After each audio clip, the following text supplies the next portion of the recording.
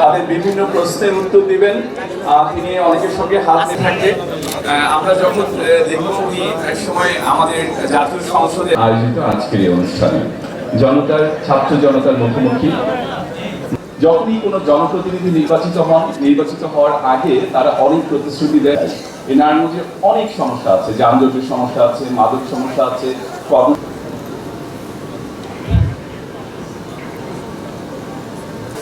সরকারি এবং বেসরকারি চাকরিজীবী আছেন, ব্যবসায়ী।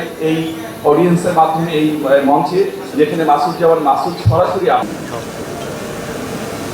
يا أيها الذين ما قدمت لغد بما تعملون أولئك অর্থনীতিতে পরিবর্তন আনছেন, অবদান রেখে চলেছেন। সেই অর্থে নারায়ণগঞ্জ পরিবেশন হবে। সবাই দাঁড়িয়ে আমরা জাতীয় সঙ্গীতের পরিবেশনার মধ্যে অংশগ্রহণ করব। কেন্দ্র কর্মসংস্থানের প্রাণ আর সমন্বিত পরিবহন ব্যবস্থার কেন্দ্র নারায়ণগঞ্জ। এখন চিত্র একটু ভিন্ন, কিন্তু আগের জায়গা কিন্তু হাল ছেড়ে দিলে চলবে না। আমরা সবাই ঐক্যবদ্ধভাবে আগামী নারায়ণগঞ্জকে দেখতে চাই। তা কর্মসংস্থানের হার বড়, এই যে শিক্ষার যে হার, এইটা নারায়ণগঞ্জ হবে পরিচ্ছন্ন। আগামীতে যদি আমরা আরো বড় কোনো প্রোগ্রাম করতে চাই, তো যাই হোক, এই পর্যায়ে আমরা আজ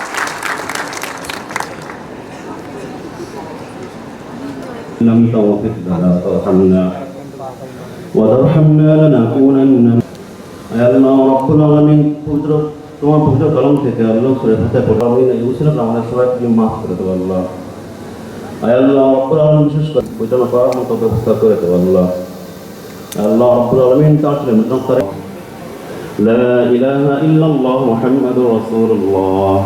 নারায়ণগঞ্জে মাদক, সন্ত্রাস, চাঁদাবাজ মুক্ত নারায়ণগঞ্জ গড়ার জন্য আপনার জিরো টলারেন্স নীতি প্রয়োগ কিভাবে হবে, এবং যদি অপরাধী আপনার নিজের দলের কেউ হয় তখন আপনি কি ব্যবস্থা নেবেন? কেন একজন জনপ্রতিনিধির কাছে ছাত্র ও যুব সমাজের মতামত ও প্রত্যাশা জানা এত গুরুত্বপূর্ণ বলে আপনি মনে করেন? বসবাসযোগ্য এবং দূষণমুক্ত শহর হিসেবে গড়ে তোলার জন্য আপনার পরিকল্পনাগুলো কি কি থাকবে? শিক্ষার কেন্দ্র হিসেবে গড়ে তুলতে চাই। যদি কেউ সন্ত্রাস, মাদক, অপরাধ জগতের সাথে যুক্ত থাকে এবং সে যদি আমার দলেরও হয়, তার প্রতি আমাদের জিরো টলারেন্স থাকবে সব সময়। আমাদের চোখে বন্দর ও নগর একই মায়ের সন্তান, আমাদের সম্পর্ক অবিচ্ছেদ্য। আমরা চাই বন্দর ও নগর নিয়ে একটি আধুনিক, পরিচ্ছন্ন ও বাসযোগ্য নারায়ণগঞ্জ গড়তে, যেখানে থাকবে সুপরিকল্পিত সড়ক ব্যবস্থা, ড্রেনেজ, পার্ক, খেলার মাঠ ও আধুনিক গণপরিবহন। বন্দর ও শহরের যোগাযোগ উন্নয়নে কদম রসুল সেতু অত্যন্ত গুরুত্বপূর্ণ। আমরা এই সেতু নির্মাণের বিষয়টিকে জাতীয় অগ্রাধিকারের দাবি করছি, যাতে নগর বন্দর সংযোগ সহজ হয়, ব্যবসা বাণিজ্য ও শিল্প কারখানার কার্যক্রম আরো গতিশীল হয়। আপনারা ইতিমধ্যে দেখেছেন, গত 3 দিন আগে কদম রসুল সেতুর পরীক্ষামূলক পাইলিং শুরু হয়েছে।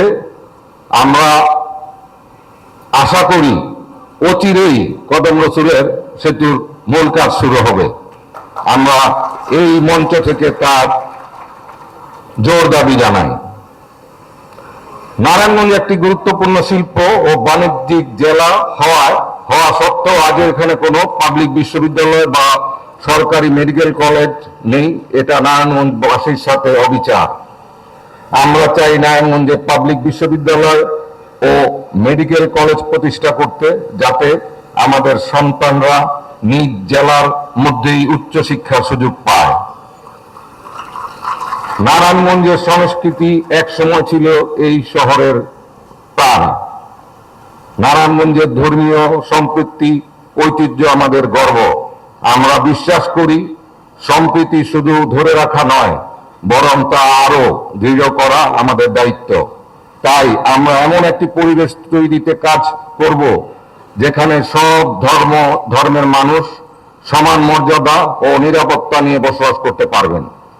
শহরের দীর্ঘস্থায়ী যানজট নিরসনে নারায়ণগঞ্জকে আধুনিকায়ন করার পরিকল্পনা করছি। তারই ধারাবাহিকতায় যানজট নিরসনে ইতিমধ্যে আমাদের কিছু স্বেচ্ছাসেবক নিয়োজিত আছে ট্রাফিক ব্যবস্থায়।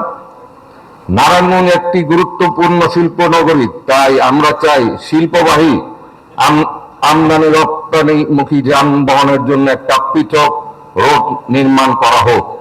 এতে করে সাধারণ জনগণের চলাচলের রাস্তা যানজট মুক্ত থাকবে এবং নগর জীবন আরো স্বস্তিদায়ক হবে। নারীদের নিরাপত্তা, শিক্ষা, কর্মসংস্থান আমাদের অগ্রাধিকার। নারী নিরাপত্তা হেল্পলাইন ও সেফ জোন চালু করার পরিকল্পনা রয়েছে। বেকারত্ব সমস্যা সমাধানে আমরা বন্দর ও নগরে ইন্ডাস্ট্রিয়াল হাব ও প্রশিক্ষণ ভিত্তিক কর্মসংস্থান কর্মসূচি চালু করার পরিকল্পনা রয়েছে, যাতে তরুণরা নিজ এলাকা থেকে সম্মানের সঙ্গে জীবিকা নির্বাহ করতে পারে। মেট্রো রেল MRT 2 প্রকল্প থেকে নারায়ণগঞ্জকে বাদ দেওয়া নিঃসন্দেহে একটি অবিচার।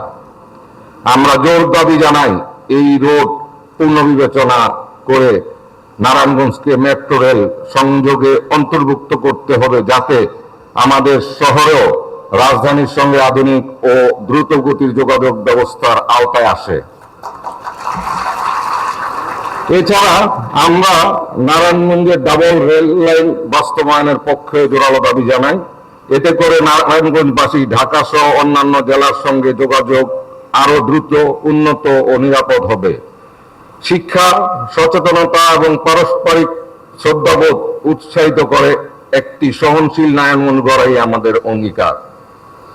কিশোর গ্যাং সমস্যা মোকাবেলায় আমরা তরুণদের জন্য ক্রীড়া ও সাংস্কৃতিক কেন্দ্র বিকল্প কার্যক্রম চালু করব, যাতে তারা খেলাধুলা ও ইতিবাচক কর্মে যুক্ত থাকেন।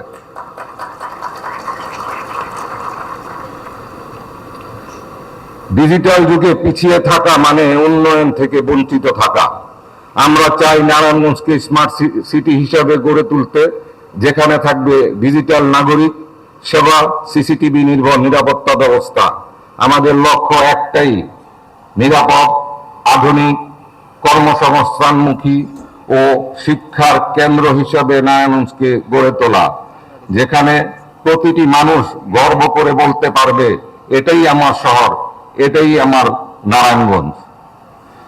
আমরা আপনাদের কাছে, আমি আপনাদেরকে ইতিমধ্যে বলেছি, আমি একটা জাতীয় দলের আদর্শে বিশ্বাসী। আমাদের দলীয় চেয়ারপারসন বেগম খালেদা জিয়া অত্যন্ত অসুস্থ।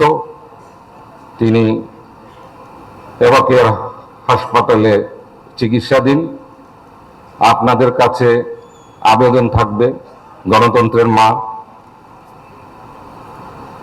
বেগম খালেদা জিয়ার জন্য আপনারা দোয়া করবেন, এই অনুরোধটুকু আমার রইল আপনাদের কাছে।